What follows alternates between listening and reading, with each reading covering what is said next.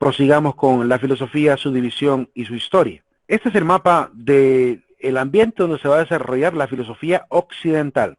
Siempre hago el énfasis en el tema de si es occidente o de oriente, porque de lo que es la tierra de Palestina, la tierra de Turquía, para el lado derecho, ahí tenemos todo lo que es Asia, todo lo que es India, todo lo que es Mesopotamia. Entonces, históricamente existieron sabios en estas regiones. Existieron sabios incluso mucho antes que la filosofía, y no digamos la parte de abajo. Debajo de Egipto también hubo muchos sabios en la zona de Egipto, en la zona de Etiopía. Por lo cual no estamos considerando más que la zona occidental baja, que sería bueno, occidental en todo caso, occidental que sería desde la tierra de Turquía en adelante, hacia el lado occidental, incluyendo hasta América. Y esa es la filosofía que vamos a abarcar, porque no hay muchísimos libros que hablan de la filosofía oriental, pero por alguna razón no los hemos incluido en la enseñanza de Occidente. Y yo sé que hay mucha riqueza en Oriente, que ojalá algún día salgan muy buenos libros de filosofía que haga una mezcla de ambas para complementarlo, porque la sabiduría humana también está en Oriente. Entonces, tenemos, por ejemplo, en el lado de Egipto, algunas enseñanzas de sabios, como los poemas de Merikare, como los poemas de Taotep, que son algunas instrucciones, consejos, refranes que han ido compilando en el lado de Egipto. Tenemos también en Oriente varios escritos mesopotámicos, ¿verdad? Que están desde el año, ¿qué? 3000 antes de Cristo, ¿verdad? Y la filosofía nuestra, la que vamos a hablar, es del año 600, 500 antes de Cristo. Entonces, tenemos ya, por el lado occidental nacen en el lado 500 y por el lado oriental tenemos hasta el año 3000 antes de Cristo personajes que han escrito sabiduría humana y que puede ser útil también para poder comprender un poco la historia del pensamiento humano. Pero como digo, no tenemos ningún buen libro filosófico que incluya ambas, por lo cual nos hemos enfocado solamente en Occidente. Entonces, en Occidente existen muchísimos lugares. Está el lugar de Elea, está el lugar de Estagira, Abdera, el lugar de Clasómenas, o Clasomene, también le llaman en algunos libros, Mileto, la ciudad de Quitio, que está en la isla de Chipre, en el lado cercano a Palestina, la isla de Sitio o Quitio. En latín es Quitium, así que probablemente sea pronunciado como Quitio o Sitio. Está Agrigento, que queda en la isla de Sicilia, al sur de Italia. Está Elis, que está en Argentina, está en Grecia. Argentina ni aparece aquí. Está en Grecia, está Atenas, está la isla de Samos, la isla cercana a Éfeso, a la tierra que visitó Pablo. También está Éfeso, está Rodas, que es otra isla importante. Y por cada uno de estos lugares, pues han aparecido filósofos que han estado viviendo ahí, que han fundado en esos lugares escuelas o pertenecen a esas regiones. Entonces, de estos lugares han surgido los primeros filósofos que vamos a ver en la historia de la filosofía. Por ejemplo, Zenón y Parménides son de la zona de Elea, ¿verdad? Que queda en Italia. Aristóteles es de Estagira. Demócrito y Protágoras es de Abdera. Anaxágoras es de Clasómenas, por eso se le llama Anaxágoras Clasomene, Anaxágoras Clasomene, o de Clasomenas. En Mileto está Tales de Mileto, Anaximandro y Anaxímenes. Zenón, hay otro Zenón que está en Sitio, está Zenón de Elea y Zenón de Sitio, hay dos Zenón. Está Empédocles de Agrigento, está Pirrón de Elis, está Platón Platón y Sócrates de Atenas, está Epicuro de Samos, tenemos también a Pitágoras de Samos, tenemos a Heráclito de Éfeso, tenemos a Panecio y Posidonio de Rodas. Estos son algunos nombres de los hombres más antiguos de la filosofía. ¿Verdad? Son los hombres que van a vivir del siglo VI al siglo I. Por lo cual hay que decir que el año en que aparecen los filósofos occidentales es siglo VI. Alrededor del año 500, finales del año 500 al año 400, aparecen los primeros filósofos. Aquí podemos ver que los que están en color amarillo pertenecen a la época presocrática, que están en el siglo VI. Los que están en rojo son de la era clásica, estamos en el siglo V y IV, entre el año 400 y el año 300 antes de Cristo. Los que están en verde son de la época helenístico-romana, que son de la época del siglo III, año 200, para mencionar algunos. La rama de la filosofía. Para hablar de la rama de la filosofía voy a necesitar una parte. Quiero salir de la diapositiva, permítanme. Bien, voy a ir escribiendo en cada una de ellas la palabra que da origen al término. La filosofía se divide en tres ramas. La rama del ser, la rama del conocer y la rama del actuar. Y existen en la primera rama 5 disciplinas, en la segunda rama 3 disciplinas y en la tercera rama 6 disciplinas. Entonces vamos a ver la definición bastante sintética de cada una de ellas. La palabra cosmologías procede de dos palabras en griego, cosmos y logos, ¿verdad? Que se escriben así en la lengua griega, ¿verdad? Cosmos y logos, que significan mundo, y logos significa ley, ¿verdad? Aunque la palabra logos tiene casi 19 significados distintos. Logos puede significar razón, argumento, conocimiento, ley, estudio, tratado, ciencia, ¿verdad? Por mencionar algunos. Así que logos es una palabra bastante polisémica dentro de la cultura griega. De la cosmología que estudia el universo, estudia el mundo. La antropología viene del griego antropos. Es antropos, así, antropos, que en griego significa hombre. La antropología estudia al ser humano. Es la disciplina. De hecho, para diferenciarla de la antropología común, que es la antropología más ligada a la sociología, diferenciamos nosotros en la carrera la antropología esta, que es ligada a la sociología, de la filosófica, por lo cual le llamamos antropología filosófica, para decir que no estamos estudiando al hombre como lo estudia el antropólogo, lo estudiamos como lo estudia el filósofo. Y hay una gran diferencia en cuanto a la manera como abarcan al hombre. La teodicea.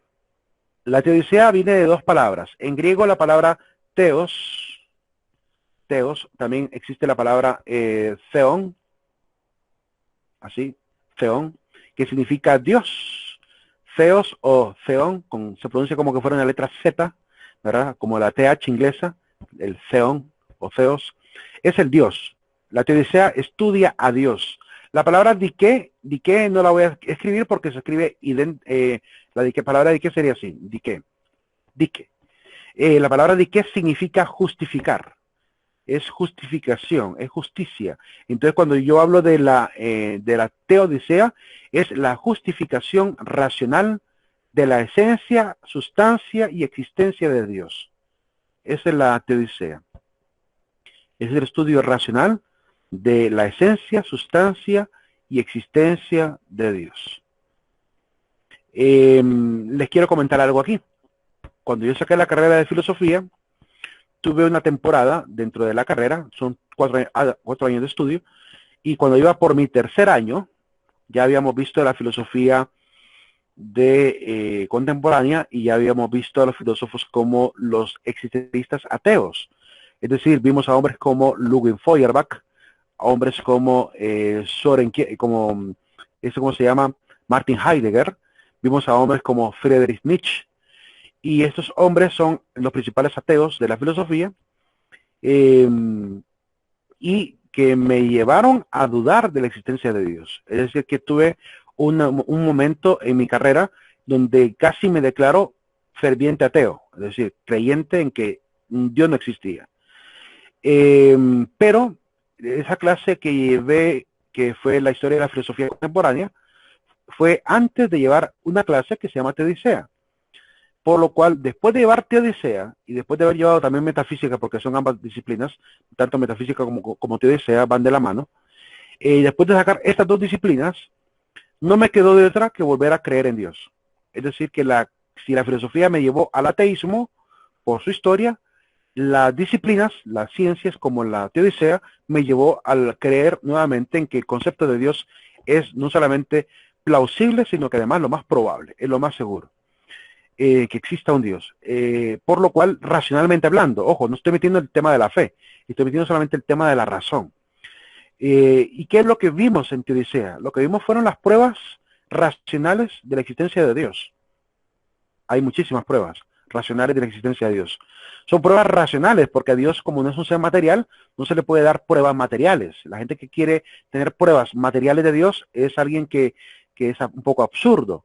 De hecho, San Gregorio de Niza dice la siguiente frase respecto a los que piden pruebas tangibles de Dios. Dice, solo el animal se pregunta acerca de las cosas a través de los sentidos. El ser humano se pregunta a través de la razón. Es decir, que hay una gran diferencia. La gente que es atea y quiere ver a Dios y tener pruebas tangibles de Dios es como el animal, que todo lo que el animal da por existente es lo único que puede sentir. Pero el hombre tiene la capacidad de poder racionalizar cosas, racionalizar incluso el universo y abstraer el universo. Miren al famoso Stephen Hawking. Stephen Hawking, este físico, no necesitó dejar de su silla de ruedas para hablar de agujeros negros, sin tener la experiencia de haber observado ni un tan solo agujero negro. Con la simple matemática, con la simple abstracción matemática, logró explicar con una fidelidad el fenómeno de los agujeros negros que lo llevó a ser considerado uno de los grandes físicos del siglo XX y XXI. Entonces, si eso pudo hacer un hombre en silla de ruedas, para explicar el universo, algo tan amplio, pues de igual manera, ¿por qué esperamos que Dios sea explicado de forma tan material? ¿Y por qué le pedimos tanto a la teología, materialmente hablando? Si a Dios se le debe comprender desde la razón. Entonces, la teodicea ayuda en esto, ayuda a poder comprender la naturaleza de Dios. La ontología, la palabra ont y la palabra ontos, ¿verdad? En griego significa, aunque es una letra S final, permítame, ahí está, ontos. La palabra ontos en griego significa ser. Entonces, la ontología es la disciplina de la filosofía que estudia al ser en general. Estudia la esencia del ser, la sustancia del ser también. ¿Por qué existe algo en vez de nada? Ese tipo de preguntas son las que hacen los filósofos. De hecho, hay una obra que les recomiendo que puedan conseguir y leer. Se llama El ser y la nada, de Martin Heidegger. El ser y la nada de Martin Heidegger. ¿Verdad? Se lo recomiendo. Es excelente obra. Un poquito complicada de entender, pero sí es excelente obra. Para entender esta naturaleza de la existencia. Esa estudiar prácticamente la esencia de las cosas y la existencia de las cosas. La metafísica. La palabra meta en griego significa más allá. Y la palabra physis en griego, permítame, ahí. La palabra physis en griego significa naturaleza. Mire, la misma palabra física es el estudio o arte de la naturaleza. Cuando ustedes vean en griego que una palabra termina en ika, toda palabra que termina en ika hace referencia a disciplina o a relativo a. Y cuando alguien diga, por ejemplo, matemática es relativo a lo que es matema. Y matema en griego es conocimiento, así que la matemática es el arte del conocimiento, aunque quieran llamarle matemática arte de los números. En realidad, el arte de los números en el griego sería aritmética, porque el número en griego es aritmoi. Entonces, aritmética es el arte de los números, y matemática es el arte del conocimiento. Todas las palabras que terminan en ica hacen referencia a arte, a disciplina o relativo a. Se entiende así, relativo a. ¿Preguntas hasta ahora con respecto a estas 5 disciplinas? 5 disciplinas. ¿Alguna pregunta? ¿Qué estudia la metafísica entonces? Estudia lo que está más allá del ser. Todo lo que está más allá de la naturaleza. Estudia, dice la filosofía, estudia las causas primeras y efectos últimos del ser. Causas primeras y efectos últimos del ser. Entonces en la metafísica entra el conocimiento y el estudio sobre la religión, por ejemplo. La metafísica puede estudiar el fenómeno religioso, el fenómeno de la espiritualidad humana, ¿verdad? Ahí estudiamos al ser y su espíritu, en la metafísica. Bien, si no hay preguntas, pasamos a lo siguiente. Ramas del conocer. Las ramas del conocer. La primera rama es la rama de la lógica. La palabra logos en griego, que se escribe así con letra mayúscula, logos, ¿verdad? La letra minúscula es como una letra V inversa, pero con una colita arriba, y la mayúscula es solamente una letra V inversa. Es una letra lambda, omicron, gamma, omicron y sigma. Termina con una letra S, aunque en este caso puede ser con una letra S normal. letra logos, o también con una letra S final, así, logos, así, con una letra S final. La palabra logos significa ley. Entonces, ¿qué estudia la lógica? Estudia las leyes, pero ¿qué tipo de leyes? Porque no puede ser igual que el derecho. El derecho es otra rama, ¿verdad? Ligada a la política, que es una rama, el derecho es una rama de la política. Y la política es una de las ramas que veremos en el actuar. Así que no puede ser igual que el derecho. ¿Qué estudia entonces la lógica?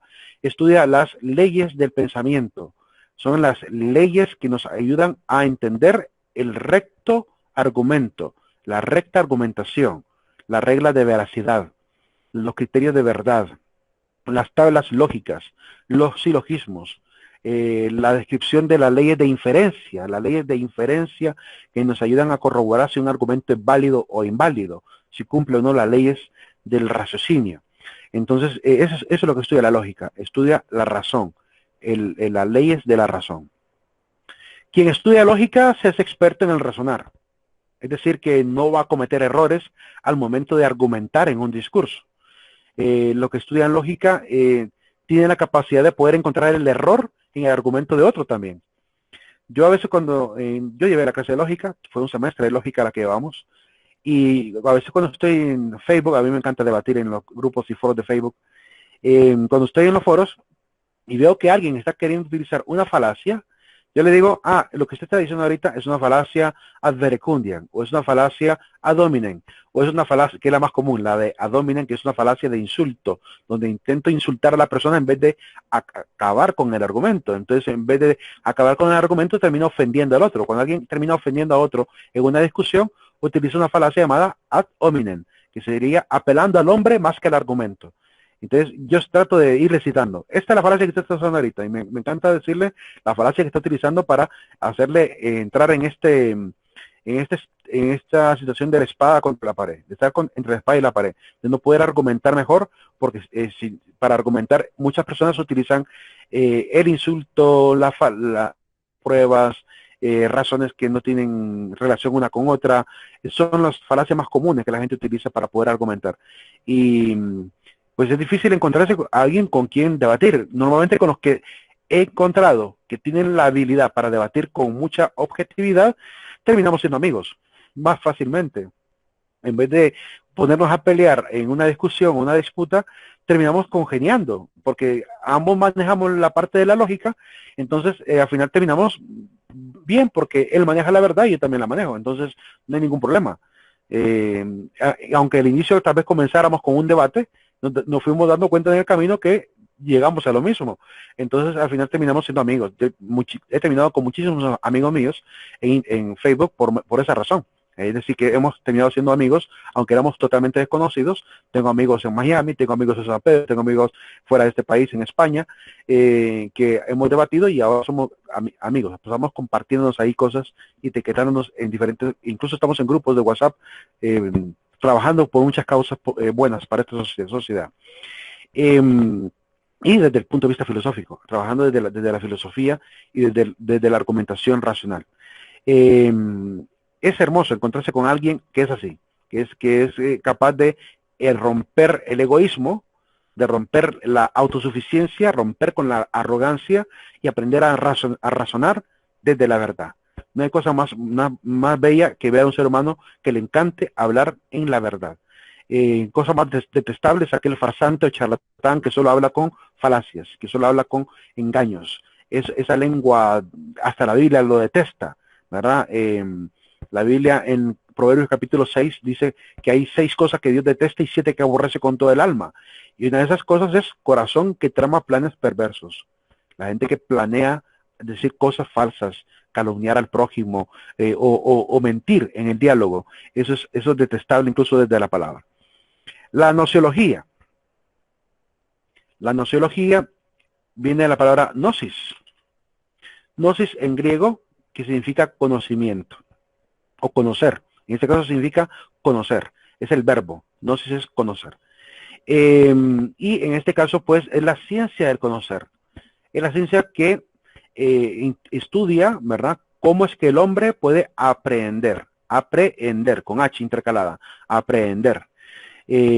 porque para diferenciarlo del simple aprendizaje, ¿verdad? El aprender, en este caso, es el poder obtener, sacar del conocimiento de las cosas, ¿verdad? El conocimiento que vamos a ir guardando como parte de este bagaje cultural que vamos forjándonos. Entonces, en este caso, la nociología abarca esto, las teorías del conocimiento. Estudia las teorías del conocer. Cómo alguien conoce bien, cómo alguien conoce mal, los errores más comunes del conocer también, ¿verdad? Lo trata de indagar y de explorar. Es decir, que en la nociología estaríamos aplicando la lógica. La lógica se convertiría en una herramienta para poder hacer nociología, para poder escribir sobre el conocer. Y la epistemología se parece un poquito. La epistemología viene de epísteme. Perdón. La etimología de epísteme es conocimiento. Ahí sí hablamos de conocimiento, del saber, ¿verdad? Diferente al aprender a saber, hacemos la distinción entre lo que es saber como verbo y saber como sabiduría, ¿verdad? El saber como sabiduría. En este caso, entonces, la epistemología estudia el conocimiento, todo lo que serían la ciencia misma, es la ciencia misma del conocimiento. Diríamos entonces que dentro de la epistemología está tanto la lógica como la nociología. Están como en forma piramidal. La epistemología arriba, nociología después y lógica como herramienta ayudando a estas dos disciplinas y la ciencia a forjar el conocimiento que es acerca del conocimiento humano. Las tres trabajan en conjunto para poder filosofar sobre el lenguaje, filosofar sobre el conocimiento. De hecho, hay una rama dentro de la epistemología que se llama la semiología. La semiología. De hecho, creo que lo voy a incluir en la diapositiva, se lo voy a colocar para que lo tengan ahí mismo. Voy a colocar esa disciplina porque es importante que la tengan. Permítanme, ahorita mismo se lo voy a agregar para que quede de una sola vez, tanto en el video como también en su diapositiva. La palabra es semiología. Semiología viene de semión. Semión, que significa signo, y se escribe así, semio.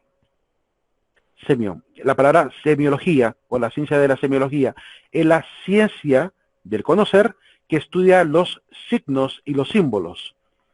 Estudia todo aquello que tiene significado para el hombre, ¿verdad? Estudia el lenguaje. Es la rama que va a dar origen a la lingüística. La rama que da origen. De hecho, el padre de la semiología es Ferdinand de Saussure. Y Ferdinand de Saussure a la vez es considerado el padre de la lingüística moderna. Así que el mismo filósofo francés, Ferdinand de Saussure, es el padre tanto de esa rama como de su derivado, que es la lingüística. De hecho, mi tesis filosófica fue sobre semiología, fue sobre el aporte del lenguaje, ¿verdad? En función de la cultura humana, en la cultura del hombre hondureño. Es decir, que es hablar un poquito de la influencia del lenguaje estadounidense sobre la cultura hondureña, cómo influye el lenguaje de otro país en nuestra cultura. Sobre eso fue mi tesis de filosofía. Y está la rama del actuar, que en este caso la palabra psicología viene de psique. La palabra psique se escribe así en español, psique, que significa mente. La psicología es la rama de la filosofía que estudia los procesos mentales. Hoy en día es mucho más amplio el concepto. Hoy en día decimos que psicología es la rama que estudia los procesos psicomotrices de la conducta y el aprendizaje y de la personalidad. Esos tres fenómenos: conducta, aprendizaje y personalidad. Ya hoy en día la psicología se ha vuelto una disciplina que cada día más se está pareciendo más a la neurología. Se están yendo por el lado de la neurología, pero sin descuidar el tema de del hacer siempre los tests psicométricos, ¿verdad? Para poder diagnosticar a alguien en su personalidad. Así que utilizan el tema también de las terapias, acompañan a las personas con las terapias. Pero la psicología originalmente estudiaba la conciencia, y la conciencia en griego es la psique, es la mente, ¿verdad? Es la capacidad del conocimiento humano. Y el primer psicólogo de la historia, el primer psicólogo es un filósofo, que es Sócrates. Sócrates es el primer ser humano que se dedica a estudiar la conciencia, ¿verdad? Lick, Sí, dime. ¿Cuál es la primera rama? La primera rama es la psicología. La primera rama es del ser. Ser, conocer y actuar. Gracias. Ser, conocer y actuar. Fíjate que los estoicos a la rama del ser le llamaron lógica. Perdón, no, a la rama del ser le llamaron física. A la rama del conocer le llamaron lógica. Y a la rama del actuar le llamaron ética. Así que en la filosofía estoica tenían otros nombres. Pero como la ética es demasiado pobre para poder explicar todas estas ramas que vamos a mencionar, por eso ya no se le llama ética, ¿verdad? Es mejor llamarle ramas del actuar. La siguiente rama del actuar es la axiología. Viene de axios, en griego, que es acción. Acción o axios. ¿Qué significa valor? Terminado que quiero escribir mal. Así. Axios o también el término acción. Me confundo porque a veces lo trato de escribir con letras en castellano, pero como el teclado lo tengo en griego en esta casilla, entonces me copia en la letra equivocada, ¿verdad? Bien. Entonces la axiología es la ciencia de las virtudes, la ciencia de los valores. Es una rama de la ética, de hecho está dentro también de la ética, pero está aledaña a ella, porque también puede tener un estudio independiente de la ética. Pero la axiología estudia el valor. ¿Qué es el valor? ¿Cuáles son sus características? Estudia la polaridad de los valores, por ejemplo. Los valores tienen polaridad. Hay valores que son positivos y negativos. Es decir, que, por ejemplo, si yo hablo del odio, cuando digo odio, a veces creo que el odio es un valor solamente negativo, pero también tiene un lado positivo. El odio negativo es el que me lleva a la venganza, el que me lleva a la violencia. El odio positivo es el que me lleva a renunciar al mal. Por ejemplo, odiar el pecado. Cuando yo odio el pecado, convierto el odio en algo positivo, en un valor, ¿verdad?, de tipo positivo. Así que tienen polaridad los valores. Y de eso se encarga de estudiar la axiología. Actualmente creo que tenemos más de 400 valores, ¿sí? Más de 400 valores. A veces la gente cree que valores solamente son 10, honradez, puntualidad, pero hay muchísimos valores. De hecho, en la clase de ética, ahí nos pidió el catedrático tomar 10 categorías de valores, valores culturales, políticos, económicos, sociales, estudiantiles, profesionales, religiosos, y por cada categoría enumerar 10 valores. Es decir, que en una sola clase, en un solo día, nos pidió que enumeráramos 100 valores, ¿verdad? Nos dio 10 categorías, 10 valores por cada uno, 100 valores. Créame que cuando íbamos por el primer valor de cada una de las categorías, estamos preocupados, que no sabíamos cómo enumerar el resto. ¿De dónde íbamos a sacar el resto de valores? Entonces, él nos dice, ¿pudieron encontrar los 100 valores? No, si no hemos pasado de 2 en cada categoría, ¿verdad? Estamos bien pobres en esa parte. Es que realmente nos cuesta porque, en primer lugar, nos cuesta entender qué podría ser un valor para el ser humano. Él nos decía, hay más valores, hay muchísimos valores, más de 100 incluso. Entonces, él nos dice que la dificultad que tenemos para definir lo que es valor es porque no nos han enseñado lo siguiente. Entonces él nos dijo una frase muy bonita. Dice que el ser humano, todo lo que toca, lo convierte en valor. Es decir, que el ser humano, todo lo que toca con su intelecto o con su material, con su materia, lo convierte en algo valioso, en algo que adquiere, ¿verdad?, un grado de importancia. Así que hay valores materiales y valores espirituales. Por lo cual, cuando ya hablamos de los valores, tenemos que considerar ambos elementos, no solamente la parte moral, sino también la parte también del proceso. Por ejemplo, hay valores en un proceso, el orden, de la organización, el tema de la estructura, el tema de la eficacia, de la eficiencia, esos son valores. Entonces, después que nos dijo esa frase, pues ya a todos como que se nos abrió la mente, ¿verdad? Y en una sola hora de clase, 50 minutos, logramos escribir los 100 valores. Y aunque creíamos que era imposible, lo pudimos hacer. Entonces, después de esa clase, yo me di a la tarea de verificar si había más. Entonces, actualmente tengo una lista de 400 valores, que ya se los voy a compartir por medio del WhatsApp hoy mismo. Les voy a compartir la lista que tengo hasta ahorita de los valores que he encontrado, que el ser humano posee. Quizá alguna de estos valores les sirva, ¿verdad? Algunos son sinónimos, eso sí. Hay valores que son casi como sinónimos. Por eso pueden aparecer la misma idea prácticamente casi repetida, pero son palabras. Lo que realmente la tarea consistía en es buscar todos los nombres que le damos a los valores. Entonces, por esa razón van a encontrar que de repente aparece honradez, pero también aparece franqueza, que eso parece muchísimo, ¿verdad? La honradez y la franqueza, un poco parecido, que va en función de la verdad. La verdad misma es un valor, entonces aparece también. Y les voy a pasar esta lista para que tengan ustedes la lista también de los valores. La sociología. La palabra sociología no la puedo escribir en griego porque viene de latín, viene de societas. Y societas significa pues sociedad. Sociedad es el término que utilizamos en el mundo occidental para referirnos al conjunto humano, para hablar de la humanidad. La humanidad es una sociedad. Miren que en inglés también utilizan society, pero también utilizan, para hablar de humanidad, mankind, ¿verdad? Utilizan la palabra mankind y para diferenciarla de society. Pues de igual manera nosotros utilizamos humanidad para hablar también de el conjunto de humanos. Ambos términos serían válidos. La sociología estudia, por tanto, la interacción de los seres humanos. Estudia las relaciones sociales. Y todo lo que sería la definición de las sociedades, su demografía, su estadística, ¿verdad? Toda la parte de la cultura, toda esa parte entra dentro de sociología.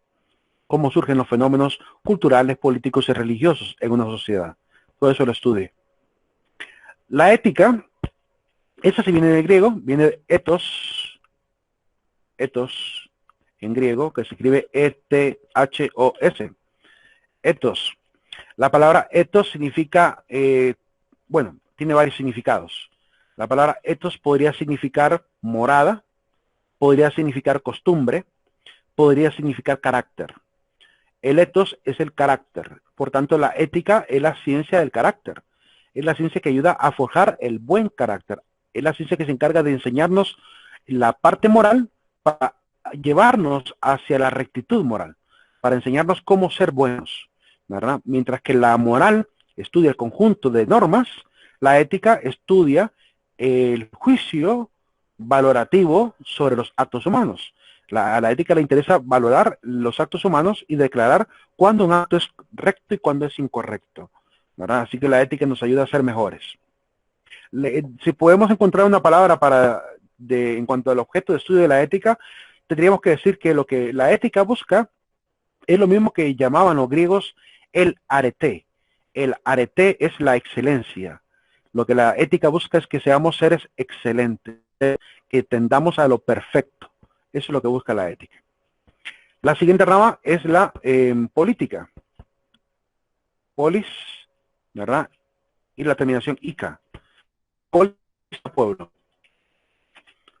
Ica significa arte. Así que la política es el arte de poder gobernar al pueblo. Es el arte del buen gobierno. Eso es política. Y termino con estética, que se escribe igual. Estética. Estética en griego, solamente que con K, porque no existe la letra C para el griego, sino el mismo sonido de la C es la K. Así que estética es el estudio del orden, la armonía. Estética significa armonía, orden. Es lo opuesto también al caos. Es casi parecido a lo que llamamos cosmos, ¿verdad? Por eso la estética estudia el orden del cosmos, estudia el orden universal, el orden de las cosas. Es una rama ligada también a la cosmología. La filosofía consta de las siguientes ramas. Consta de las siguientes etapas de la historia. La filosofía presocrática, la socrática, platónica, aristotélica, helénico-romana, neoplatónica, ¿verdad? Tenemos la medieval, la renacentista, la moderna, la contemporánea. Esas son las ramas para las etapas de la historia de la filosofía. ¿Ok? Dentro de la filosofía presocrática veremos a varios filósofos. Vamos a ver a Aristóteles, bueno, vamos a ver a Tales de Mileto, vamos a ver a Anaximandro, Anaxímenes, a Diógenes, vamos a ver a Empédocles, veremos a Pitágoras, vamos a ver a Epicuro, probablemente, veremos a Epicuro, miraremos a Zenón de Quitio, a menos un fragmento de la filosofía de cada uno, porque no podemos dedicarnos totalmente a ver cada uno como quisiera, que pudiéramos verlo, pero al menos una generalidad de cada uno de los filósofos.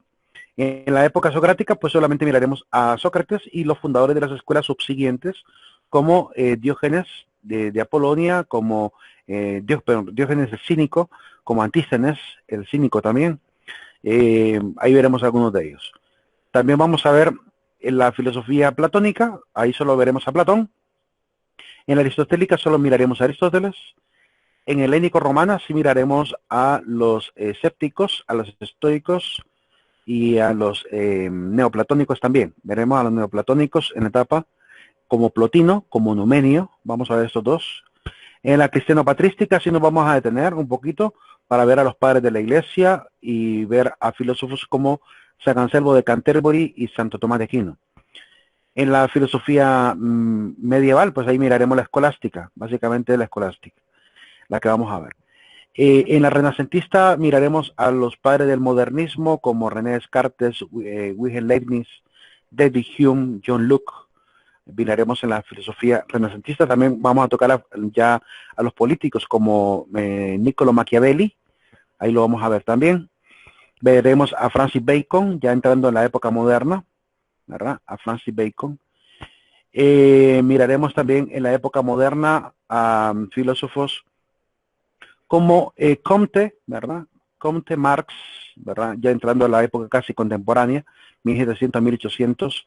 Ya de 1800 miraremos a Marx, a Engels, ¿verdad?